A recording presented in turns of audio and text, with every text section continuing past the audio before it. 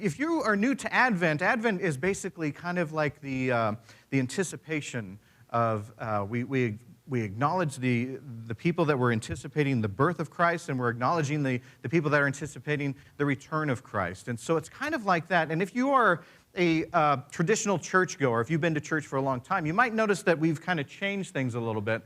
In some Advent, they talk about like hope and peace, and they have a certain thing that they go by. We kind of changed that up a little bit because we think that there are other things also that we are worthy of mentioning about when we think about Christ. One of those things is forgiveness. And this takes us to Luke 17, 1 through 4, where Jesus is talking to people, and he basically says, if somebody sins against you 7 times a day and says, I'm sorry, then you forgive them 7 times a day. For some reason, forgiveness was incredibly important to Jesus. So important that, well, he was kind of just a nut about this thing. You know, like the day that he was on the cross having excruciating pain, it was important for him to mention forgiveness. It was important for him to mention forgive them. And I wonder why, we can be Christians, but why is it part of our Christian makeup to be forgiving? Let me give you an example. This is a Fisher-Price Little People family. This was my toys when I was about 4 years old. You kids with your electronic stuff and your all this kind of stuff, we had blocks of woods with head on it. That's what we had. And we were thankful for this. This one was my favorite. I don't know if it was foreshadowing for anything, but I loved these toys. My brother and my sister would play with these toys, and we would use our imagination. We had like this little house thing that they would go into. And then one day, my family, I think it was around Christmas because it was snowing and stuff, invited another family over. And with them was a 4-year-old little girl. And remember, I was 4-year-old too. We were playing with this. And we were just having this wonderful time playing with this. And my brother's over here, and we look up, and this 4-year-old girl bit the head off of the mom. Bit it off. 4 years old, and she decapitates one of my favorite toys. It's an incomplete thing now. So we have now Dad, and we called him, I don't know, Filbert, and I'll call her Sylvia. And then we just had the headless mom here, and I remember, this was years ago, and I remember it was 4 years old being filled with rage. I wanted to punch this little girl right in the face.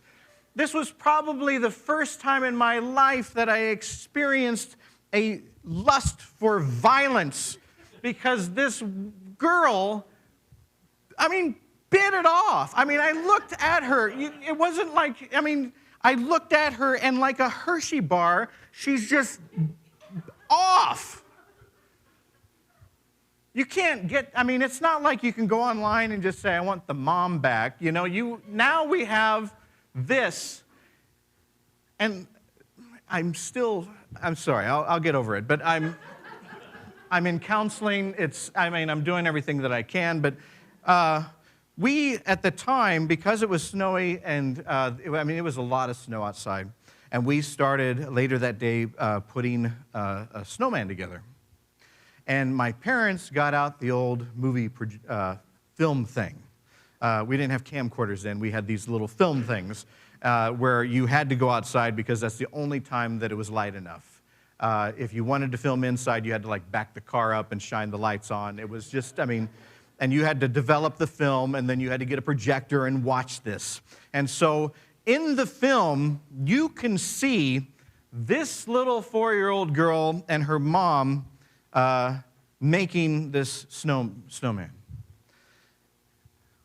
My brother and I are still standing like this, thinking, oh, sure, we're going to build a snowman, and she's going to bite the head off the snowman is what she's going to do. We're still so irate at the fact that she had just destroyed a toy of hers. And as we would grow up, I don't even know what this girl's name is. As we would grow up, in our teenage years, we would watch home movies sometimes, and you would bring out a projector, and you'd get the little screen, and you'd watch this. And every time her image of the building that snowman came up, we got irate again.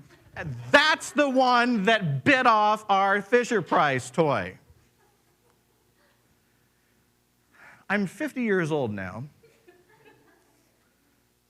and I'm thinking now might be a good time to forgive her.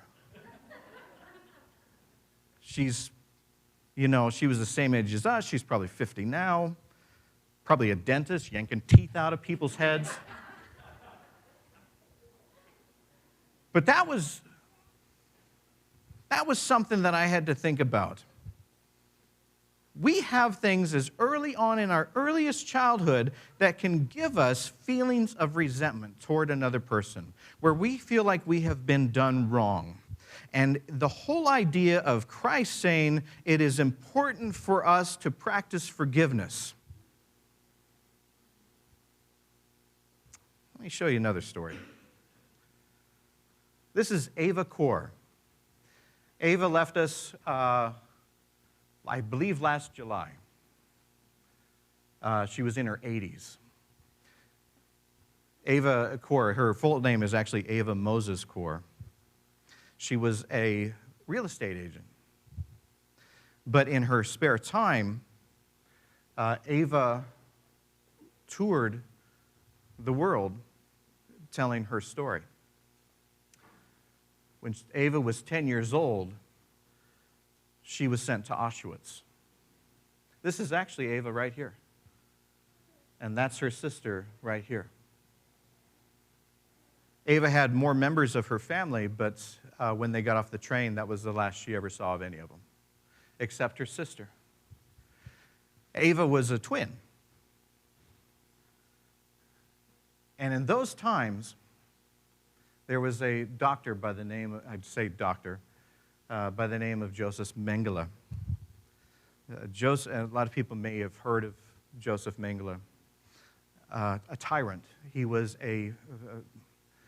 his profession said physician, but he was a torturer. He would take children and people from Auschwitz and do these atrocious experiments on them.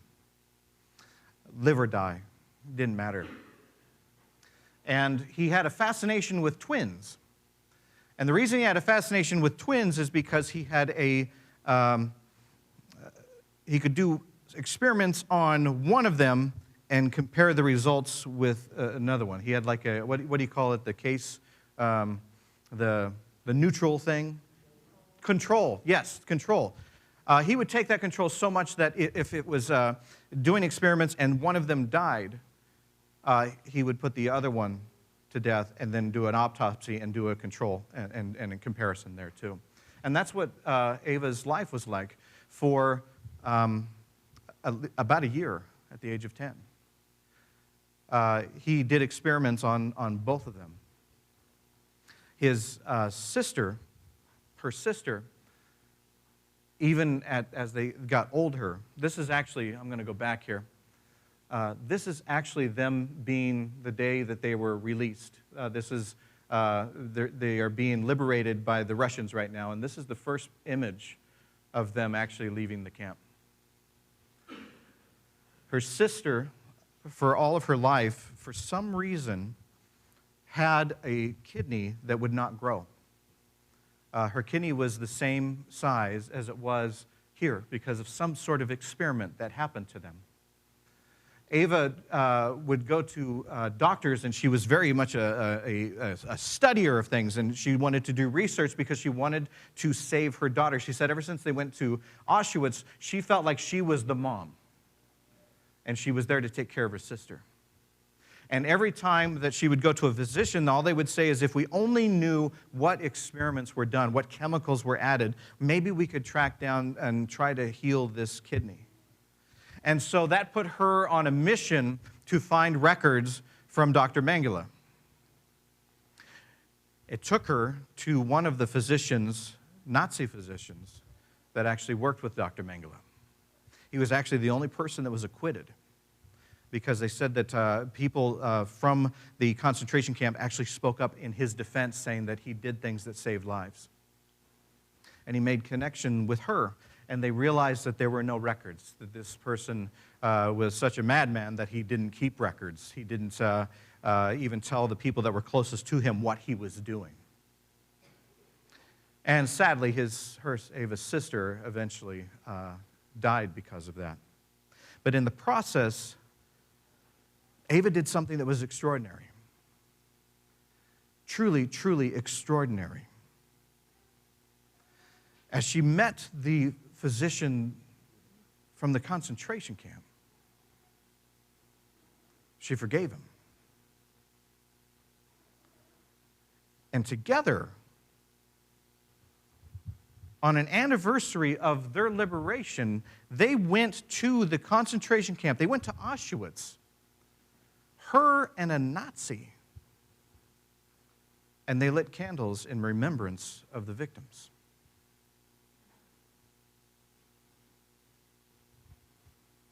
And one of the reporters that was there asked Ava, "You have forgiven him. Could you ever find it in your heart to forgive others?" And that started a journey for Ava. And she started to look at the fact that if she forgave people, she started to realize that that gave her a sense of freedom. And she did the unheard of thing of speaking only for herself. She forgave the Nazis. She forgave the guards at the concentration camp. And she forgave Dr. Mengele. There was a group, and I'm afraid there's not many of them left anymore, if any, of twins that survived Auschwitz that would get together from time to time. And when they heard that, they ostracized her because they could not understand how she could forgive that. They said, most of them, the argument was, you can't forgive somebody unless they make amends. Unless they actually right that wrong, you cannot forgive them. It's a gift that you give them. Your forgiveness is a gift, and if they don't earn it, you don't give it to them. And some of them refused to speak to her for the rest of her life. And some of them, when they did speak to her, they fought. But Ava's argument was, if I wait for them to make amends, I'm continually being a victim in this scenario.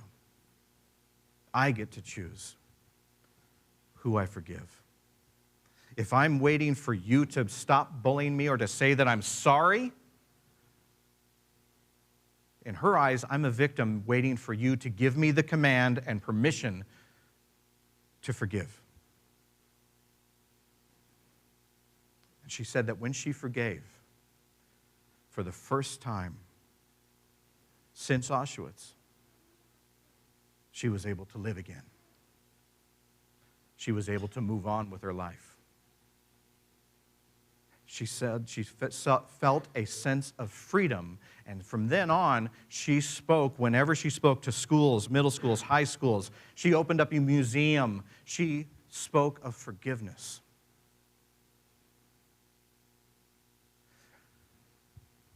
That kind of makes my Fisher-Price story a little bit trivial, doesn't it? I think it actually puts Ava a little bit more on the extreme of somebody that was hanging from a cross. People weren't remorseful then. They weren't apologizing to him. And he forgave them. It makes my Fisher-Price story look trivial, but it also tends to challenge me on some of the other things in my life that I have held resentments for, or that I felt like I have wronged, or that somebody must pay for this, or I've sought revenge rather than forgiveness. And if I did forgive, I did forgive, would I experience the freedom that Ava experienced?